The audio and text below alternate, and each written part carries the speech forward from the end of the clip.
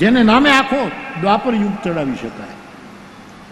બહુ જ આખી કથા સમજવા જેવી છે. ક્યારેક માનશું, એકલા હશું, પણ એકલા તો ક્યારે. અને મને કહેવા દો, આ કળિયુગ એ તંત્ર, સાધનાની જગ્યામાં તંત્ર અને વિકાસની દ્રષ્ટિમાં યંત્રનો કાળ છે. આ યંત્ર યુગ છે. કેટલો વિકાસ! 41 વર્ષ પહેલા હું આવ્યો ત્યારે આવી સડકો હતી, કેવા રસ્તાઓ થયા છે, કેવું બધું સરખું લાગે છે, બધું સરખું લાગે. અને તંત્ર, અત્યારે કળિયુગમાં તંત્રના પ્રયોગો બહુ થાય છે. કોઈ દિવસે માર્ગે ચડતા નહીં સાહેબ. અને અત્યારે જે માહોલ છે આપણા દેશમાં, એમાં તે મોટા મોટા તંત્રના પ્રયોગો કરે છે, કરાવે છે. 2 મહિનાથી માણસોને રોકીને એવા બધા ધુવાડા કરે છે કે અમારો નંબર લાગી જાય, અમારો નંબર લાગી જાય. આવું બધું તંત્રનો આ યુગ છે. ને તેથી ભોળી પ્રજા ફરમાય છે. પ્રલોભન બતાવવામાં આવે, ભય બતાવવામાં. છાપામાં આપણે વાંચીએ ત્યારે કેવા કેવા. આજે તો એક છાપામાં એવું છે કે એક કોઈ હતા એવા ભાઈ, એ આમ કંઈક એને કંઈક ચમત્કાર કરતા કરતા ગુજરી ગયો. મને બહુ દયા આવ્યો. મને સવારમાં એમ તો ગગો રામ નામ લો મારા બાપ, આના જેવો કોઈ મંત્ર નથી. પણ આ જગતમાં અત્યારે આ કળિયુગનો પ્રભાવ છે. જંતર મંતર, આ તે રામનો આશ્રય હશે તો કાંઈ સફળ નહીં થાય કોઈ, પણ તમને થોડા ઘણા હેરાન કરી શકે. તમને થોડા તમારી માનસિક સ્થિતિને જો ગુરુ કૃપા બરાબર પચાવી ન હોય તો ડાવાડોલ કરી નાખે. એ વસ્તુ એવી વિદ્યાઓની બોલબાલ. મારા સાધુડાઓને તો મારે ખાસ કહેવાનું, આપણે તો એમાં કોઈ દિવસ પ્રવેશ જ ન કરાય.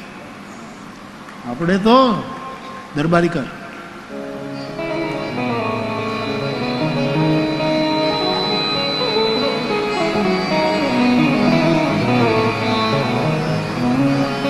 શ્રી રામ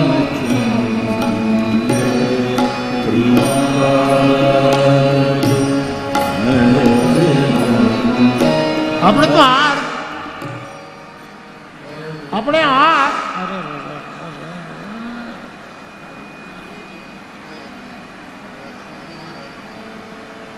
શ્રી રામ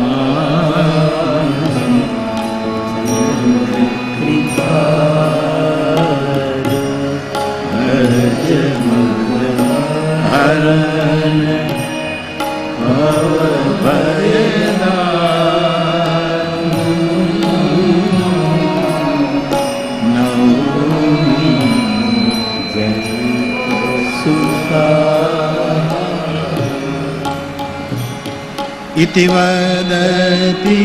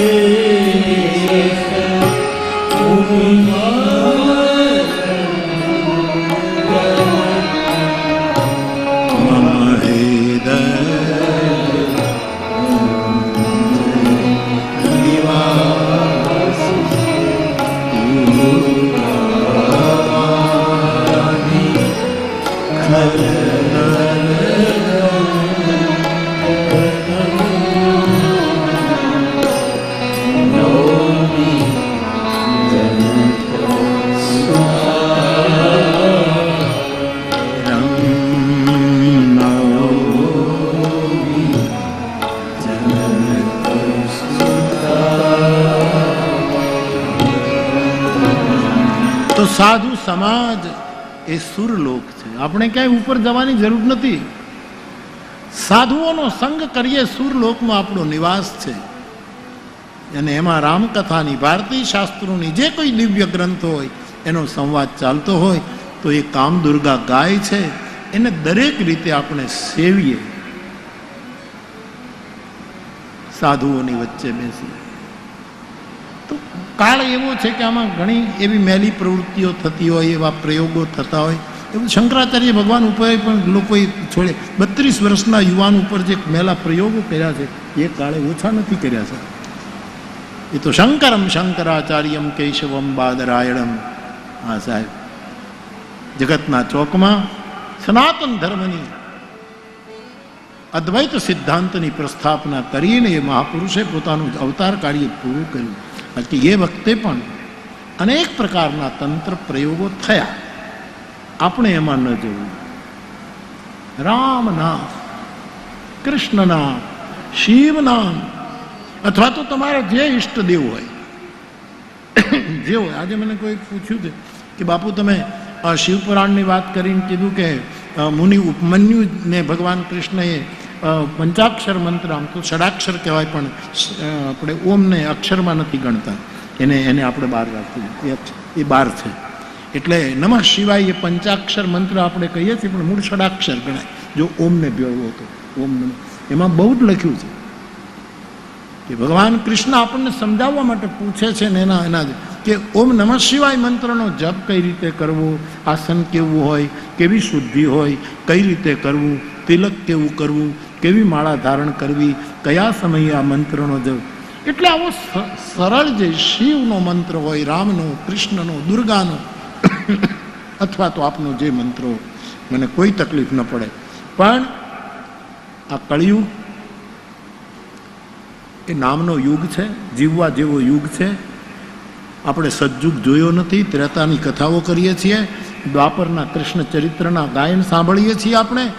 આપણે રૂબરૂ તો થયા છીએ કળિયુગમાં. જો અત્યારે આટલો આનંદ હોય તો તુલસીદાસજીને લખવું પડ્યું કલયુગ સમજુગ આન નહીં. કળિયુગ જેવો બીજો કોઈ યુગ નથી. જો માણસને ભરોસો આવે તો.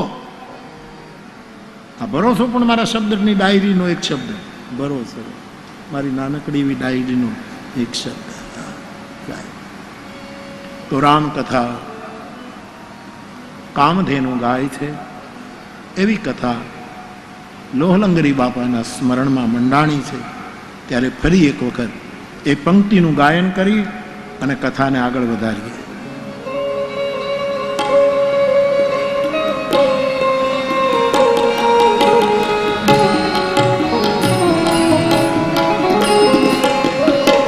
એક મિનિટ, એક ભાઈનો પ્રશ્ન છે.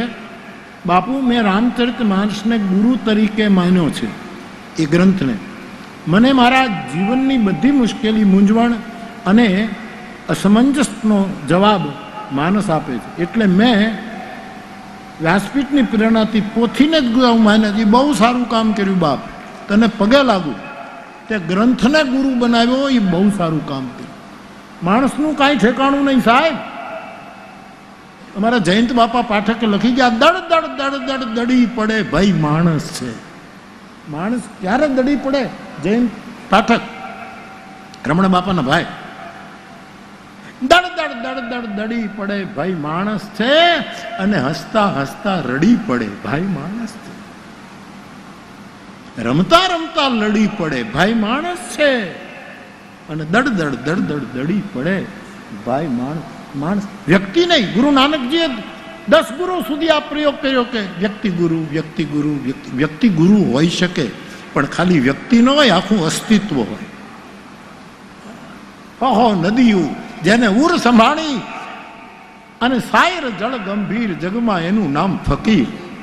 હો નદીયું નિંદા અને સ્તુતિને પોતાના ઉદરમાં સંભાળી અને કોઈ દી છલકાઈ નહીં, એનું નામ ફકીર. જેની મેરું સરખી ધીર, જગમાં એનું નામ ફકીર.